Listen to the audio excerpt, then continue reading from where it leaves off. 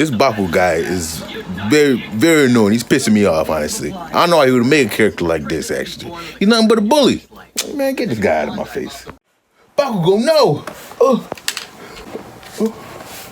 This genius character that Horikoshi has made. Oh, I hope he's okay.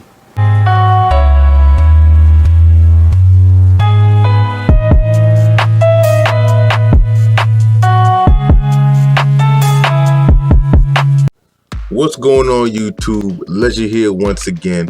This time I'm back at you with My Hero Academia. That's right, My Hero Academia. I decided to touch on this because during my time of waiting for the next One Piece chapter, I decided to read some other manga in the meantime.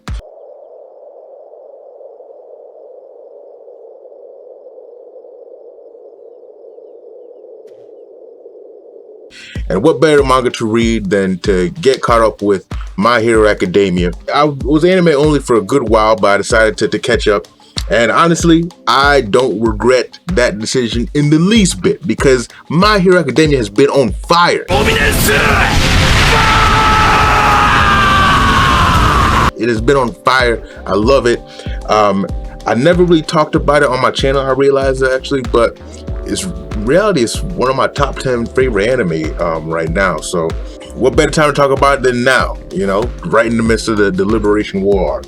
First, I actually want to talk about Bakugo, really, because Bakugo plays a big role in this arc. He, as we know, Bakugo knows about One for All and Deku. And as we see, Bakugo, who used to be like the main bully, the main person holding Deku down, is now the main person on Deku's side besides All Might.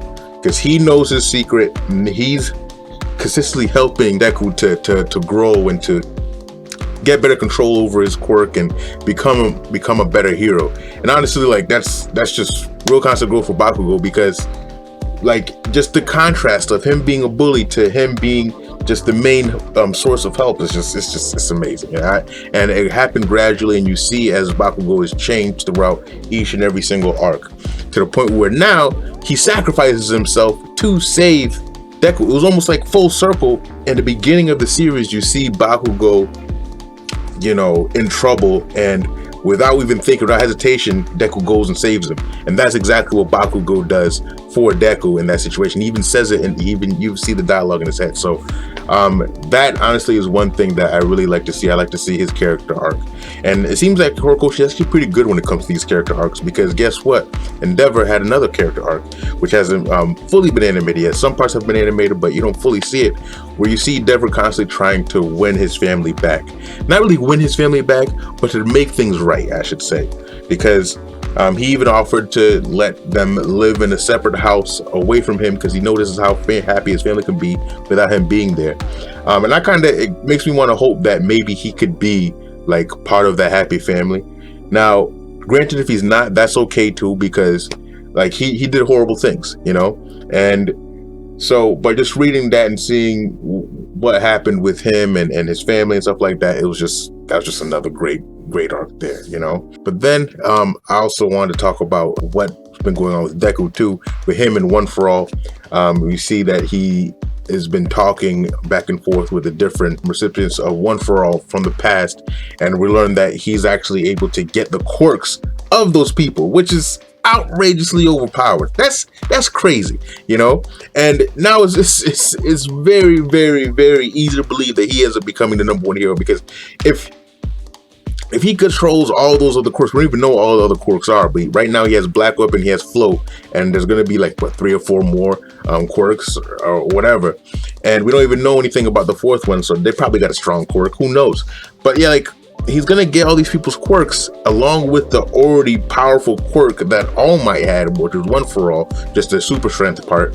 Like he's about to be insane, you know. But actually I accept it because of all the hard work he's going through to get these power-ups, right? Like like he has this power and it's great, but like it's showing that he's working hard, destroying his body, doing all these things to try and earn each and every single power, to where it seems like he's going to be OP and it seems natural. And how the author seems to handle this, he doesn't put everything on Deku, where like he's the one that solves a problem all the time. No, everybody has a chance to shine. Todoroki has a chance to shine. Bakugo has a chance to shine. The different teachers have a chance to shine. All these, even the villains are having their chance to shine. And it's great how they're doing that, because I hate that whole dynamic where they did it a lot in Dragon Ball Z, where we're waiting for Goku to save a day. Until then, we're getting our ass handed to us. No. So I like how they're doing and how things are progressing in that sense, and how Deku is actually getting more and more power as we go. And then going on to the teachers too. One thing that I really like about this current arc actually is Hawks and his role. Like, he's in a very dangerous position. He's in a very dangerous position, or he has been in a very dangerous position, where he was working undercover with the Liberation Army, right? Because, like, at any moment, he could get caught. And if he gets caught, it's over for him. He's done, he's dead. A lot of stuff was riding on his back solely. Like, he's a true MVP right now. Because if he didn't do this, like, Shigaraki would have been 100%. Like, Twice would have been right in there making copies of no moves and all this stuff. All this stuff would have went crazy. Saito would have been over if it wasn't for Hawks. Hawks just carried the team on his back right there, which is crazy, you know. And he even had to do hard things like get rid of my boy Twice, you know.